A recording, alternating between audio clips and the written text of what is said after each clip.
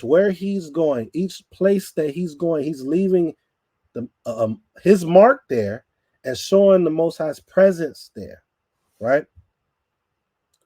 Verse 9, and Abraham journeyed, going on still toward Negev, and there was a famine in the land. And Abraham went down to Mizraim or Egypt to sojourn there, for the famine was severe in the land.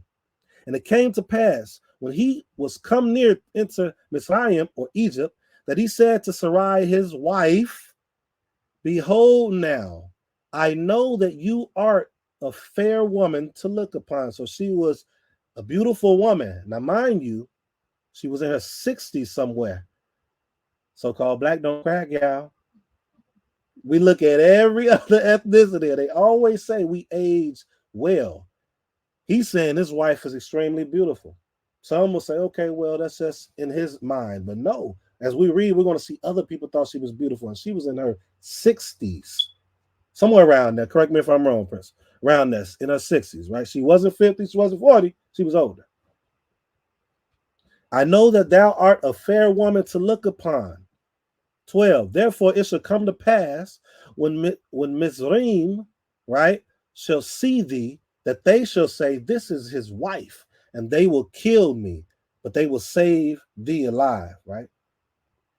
That's what he was worried about. That's what he was afraid of, that as they're passing through, they're not a part of this land. They're not a part of this people, that these individuals are going to see her and be like, okay, let's get rid of him. Let's take this beautiful woman. So he told her to say, you are my sister. Some will teach that he lied. But it was something that the text didn't bring out. In chapter 11, we saw what took place with Tarak, right? And what Abraham came from, what Sarai came from, in a sense. But it didn't tell her parents, right? But we're going to see that. We're actually not going to read it. I think it's in Bereshit chapter 20.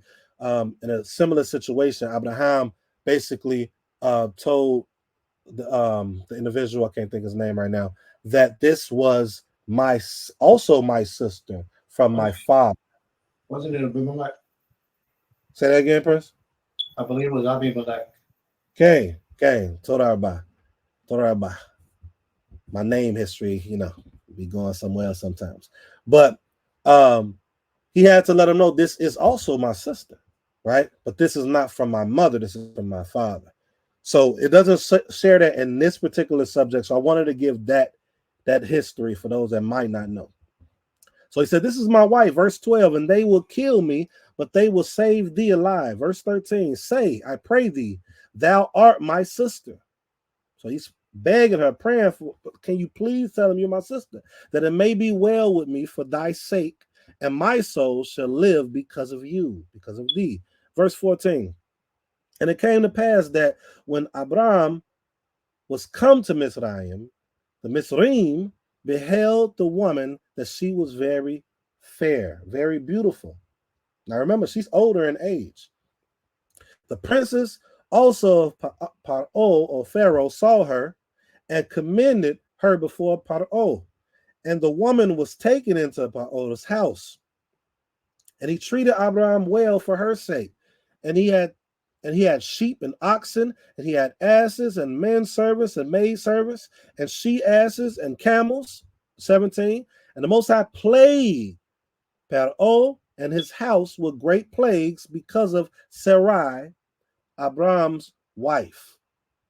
Right? So this said because of Sarai. Now, school of thought might go back into what we was reading when to talk about what the Most High was going to do for those that bless him and those that curse him.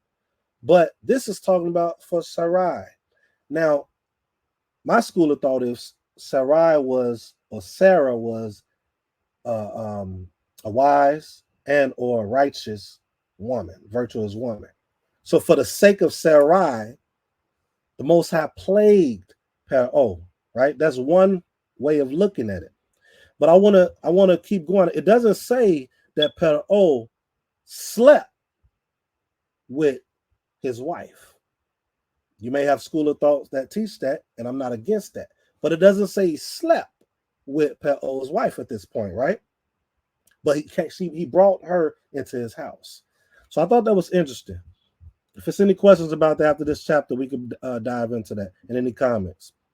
Verse 18. And Pa'ol called Abraham and said, what is this that thou hast done to me? Why didst thou not tell me that she was thy wife? Verse 19. Why didst thou say she is my sister, so I might have taken her to me to wife? Now therefore, behold thy wife, take her and go thy way.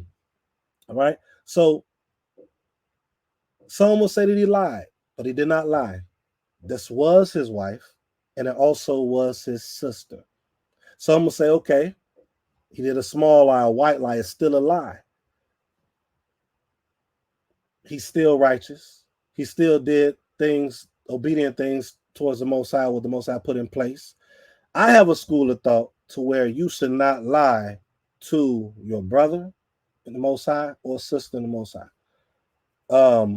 It was some teachings I brought out before to where, like, if somebody was coming into your house to rob you, to harm you, to steal something, and your mother, not your mother or your children or your wife was upstairs, and they said, is anyone here? Right? And you're a Torah observant, and you said no. Were you unrighteous for saying that? Or were you saving your wife, your mother, your children, whoever's in your home? So I have a different approach when it comes to what's lying in regards to that and in regards to the Torah. That isn't to say that you lie to everyone that's not a part of your community or your people, but just be smart and wise in dealing with other people.